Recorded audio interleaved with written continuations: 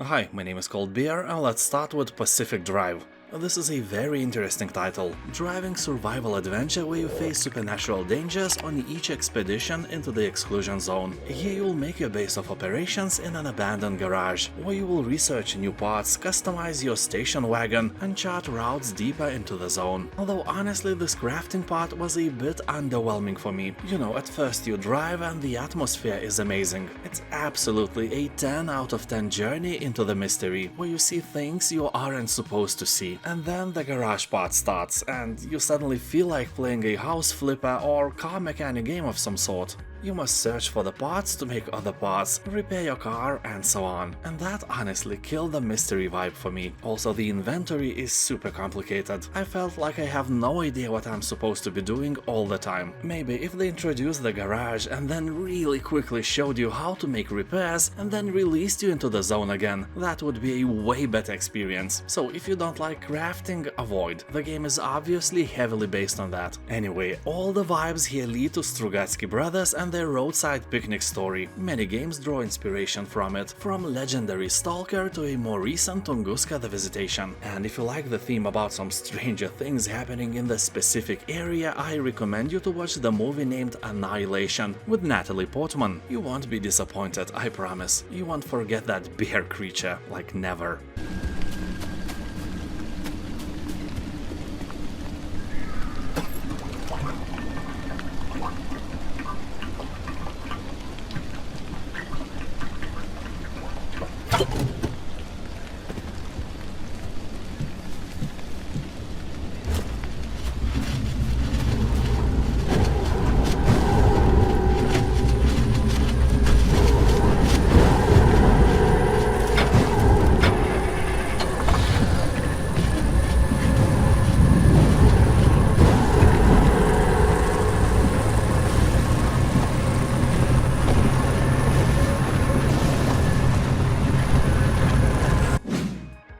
Armies, a bit too far.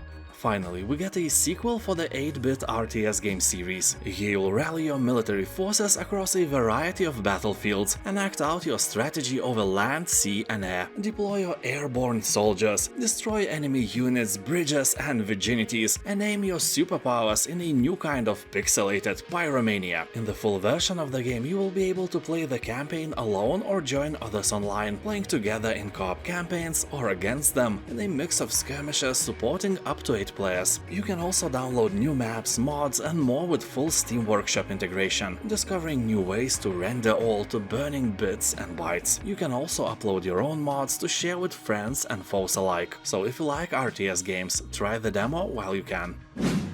Serum.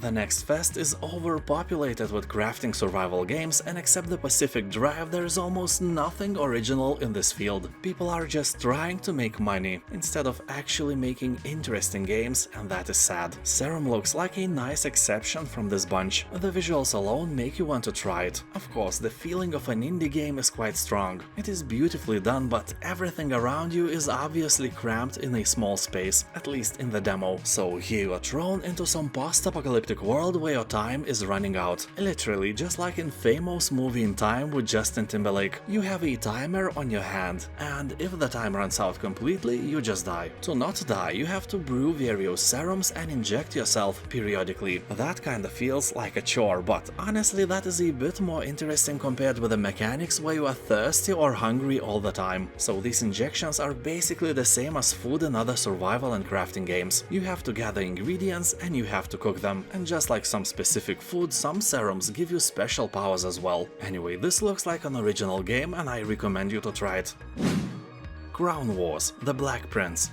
Here you are the head of a noble family seeking glory in this tactical turn-based RPG game. You will fight enemy factions and battle an evil force that has corrupted the highest tiers of power. It is exploiting the conflict for its own gain through a violent and mysterious cult, which is probably forcing people to put pineapples in their potato salad. So from your castle, your seat of operations, you will recruit, equip and train your soldiers to fight your puny, pathetic enemies and protect your own. You will also be able to upgrade your castle, forge ties with other families and manage your resources wisely. Looks like a really interesting title. Morbid: The Lords of Ire.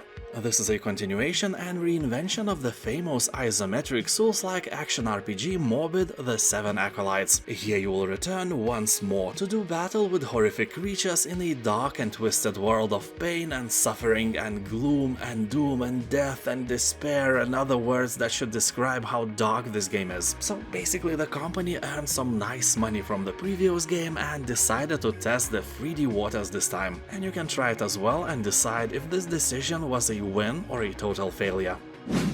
Godsworn.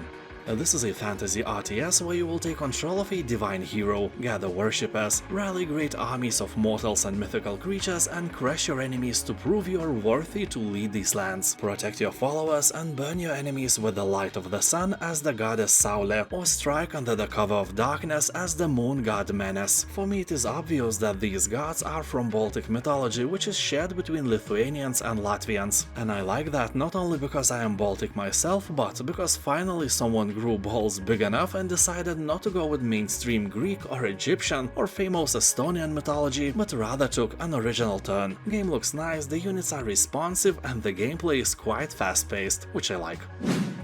Lightyear Frontier. This is a crafting and building game where you have to roam around with your mech and collect various resources, then convert those resources into some machines, buildings, or anything you like. You know, it works like in any other crafting game. You need resources to make machines capable of making more advanced resources, and then you make more advanced machines to make even more advanced resources. And you know, this is a story without an end. You gather, you build, you gather more, and the circle of life continues. The game also has a fair portion of exploration, where you can find mysterious alien ruins, abandoned caves, and many more secrets. The elephant in the room is the bouncy movement of your mech. If you are easily affected by motion sickness, there is a chance that you will start feeling bad just after a few minutes, so check the settings before you play, not after, like I did. Stormgate. This is a real-time strategy being made by former Blizzard employees, including developers who actually worked on Warcraft 3 and Starcraft 2. Here you will explore an interesting story and campaign missions where science fiction and fantasy collide. Literally a Starcraft and Warcraft in one, and you will be able to play it solo or cooperatively. Also battle opponents around the world on competitive 1 versus 1 ladder, or team up with your friends to challenge the AI in cooperative modes. For example, you can play a campaign along with your friend. Although so far it feels really fresh and doesn't have the awesome responsiveness that units of StarCraft 2 had, so the feeling is that something is off all the time. But hey, it's only a demo, I wish all the bright future for this project. Yet another fantasy title. In this open-world fantasy RPG filled with absurd humor and bad music, you will become a rogue. And of course, that is not just a class, you are an actual rogue, filthy, mischievous rascal. Most epic characters in other games usually just kill your kind for side quests, but not you. Get rid of some handsome knight in shining armor, steal his unicorn, and become the chosen one, by accident. So you will go on an epic quest to kill the dragon that terrorizes the neighborhood by literally pooping on them. Also, you will have to deal with marauder orcs and arrogant elves, drink with dwarves, learn spells from hobo wizard who drinks way too many potions, and steal the ring from goblins. And all this is packed in an old school gameplay style. Looks like a really nice game, although it kinda reminds me of Rustler, especially these horses with police lamps. That's a steal. Ratten Reich. In a fictional world torn apart by ceaseless warfare, communities of rats, mice, cockroaches, and lizards relentlessly pursue their nation's interests. Amidst the clash of these ambitions, an ongoing battleground witnesses the demise of hope and peace. Advancements in steam and diesel research have spawned increasingly merciless tools of destruction, propelling the world into an era of unprecedented technological brutality. Every structure, unlike your virginity, here is destructible, fostering a range of tactical approaches in storming enemy positions while compelling you to strategically consider shelter options. And each faction boasts an exclusive arsenal of vehicles and infantry. Looks like a wonderful game for RTS fans. And also check out Islands of Insight demo. It is an open world puzzle game with tons of puzzles and riddles to entertain you. I have made a whole 10-minute video about it, so check it out. And now, thank you for watching, have a nice day, and I'll see you next time. Bye.